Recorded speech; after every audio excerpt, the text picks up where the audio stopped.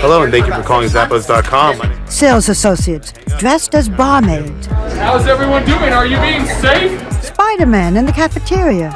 Go! Racing toy cars in the middle of the office. What's going on here? Welcome to the zoo. What you are witnessing is a social experiment by Tony Hsieh, the entrepreneur and mastermind behind Zappos, the online shoe company. His revolutionary way of running a business has made Zappos into a $1.2 billion powerhouse, and he got there with the guiding principle: great things will happen if you make employees happy. It's like a playground. I mean, there are balloons, there are whistles. Does that help business? We think it's important for employees to have fun, and that drives employee engagement. And companies with strong cultures tend to outperform the ones that don't have strong cultures. Hsieh's hugely successful company sells over 1,000 brands of shoes in just about every style, size, and color, shipped 24 hours a day, as many as you like, and it's free shipping both ways. At Zappos headquarters in Henderson, Nevada, outside of Las Vegas, no dour corporate cubicles here. Instead, employees are cheerful and downright zany. And no CEO corner office. Instead, Tony Hsieh sits in the middle in his own cubicle next to his assistant. You want your people you hire to be, in your words, a little weird. What does that mean? One of our core values is to create fun in a little weirdness. We really recognize and celebrate each person's individuality. We want their true personality to shine in the workplace.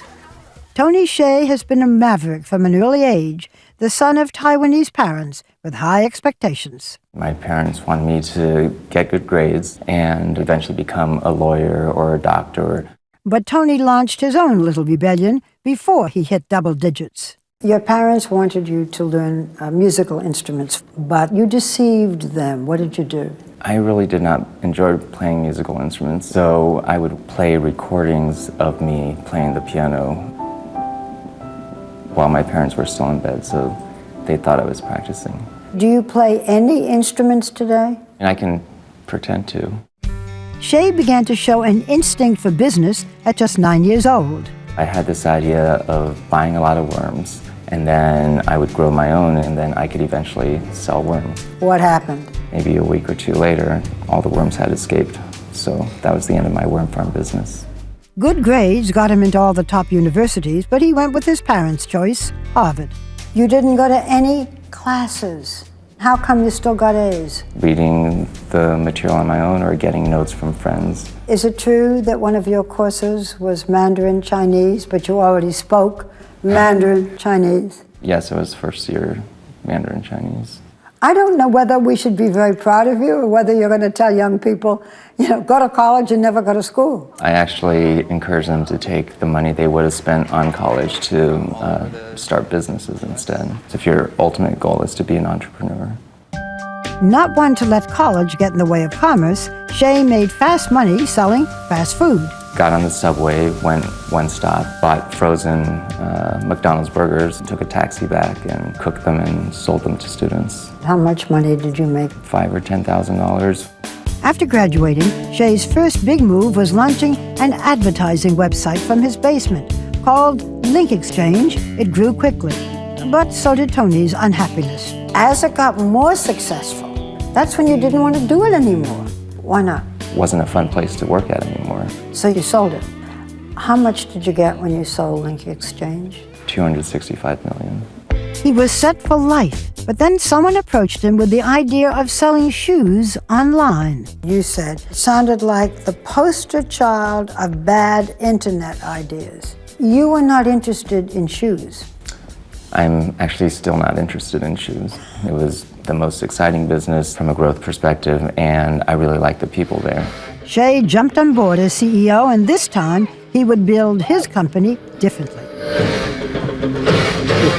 I definitely did not want to repeat the same mistake I had made at my previous company, where the company culture just went downhill.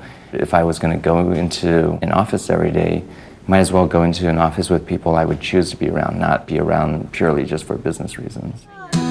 Hsieh is evangelical about making sure his employees are happy, offering free food in the cafeteria, covering all medical benefits, and even supplying a life coach to help employees reach their goals. I just was accepted to the brand marketing internship. Oh, that is awesome. That is great. Congratulations. Fortune magazine named Zappos one of the top 10 companies to work for. There's some rowdy folks. Feel free to take pictures and video as we go around. And the business world is taking notice. Don't mind the silly string, folks. It's Superhero Week. Employees from other companies often show up at Zappos headquarters, taking tours and trying to understand what makes Zappos so successful, often with disbelief. I think they think we're nuts. I think people are generally afraid to allow employees to be themselves because then they feel like the power's taken away. It's really more than just a place to work. It's a lifestyle. Most Zappos employees, when they leave the office, leave to hang out with other Zappos employees. Not because we force them to, but because they actually choose to. After a decade, Zappos dominated the online shoe industry, and it's expanded into other products. In 2009, Amazon bought the company for $1.2 billion, but asked Hsieh to stay on as CEO. He agreed for a salary of just $36,000 a year. That's my way of making sure that I'm actually only there for my own happiness. I'm not staying for the money. Hsieh is not proprietary about how he runs his business. In fact, he put Zappos' recipe for success in a book called Delivering Happiness and went on tour to spread the word. Hsieh's next big project is to deliver happiness to downtown Las Vegas. We are in the Fremont East District right now. It's an area that most tourists don't know about. This is where the locals hang out, and there's a real sense of neighborhood and community here.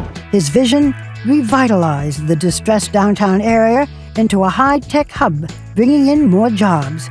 What does success mean to you? The ultimate definition of success is you could lose everything that you have and truly be okay with it.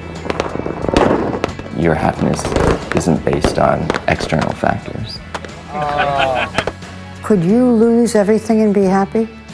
I think that would actually be a fun challenge.